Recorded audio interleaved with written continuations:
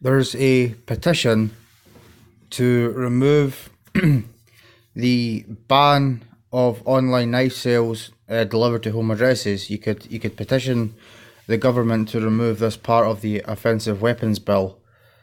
I think that's the only part this petition is petitioning, but that is a very large part of this bill. Now, if you buy knives on the internet and you get them sent to your home address, please sign this petition.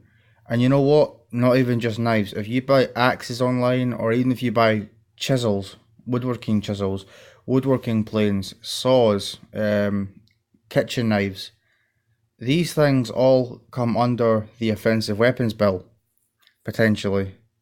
So whether you're a knife collector, you work in forestry, you're a chef, you're a joiner, doesn't matter. You should sign this petition. Now, this is actually very disappointing thus far. Only less than 20,000 signatures. Come on, we need to get more than this. I've signed this when it first came out. We need to get these numbers right up. We do not want this bill going through Parliament and passing. We do not want this to become law. Once this becomes law, it's never going to be reversed. It'd be very, very difficult to get this reversed. Most of the time when a law gets passed, it doesn't get reversed. This won't stop crime, this law, stopping people getting knives delivered to their home addresses. This just stops collectors and people who need specialist knives, because any kind of knife is hard to find in a shop. So please sign this bill. Please sign this petition.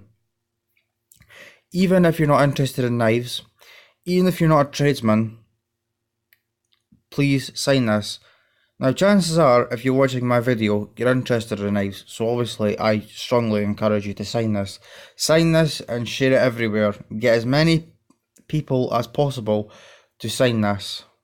I'll leave a link in the description for your convenience, but please sign this petition. Thank you.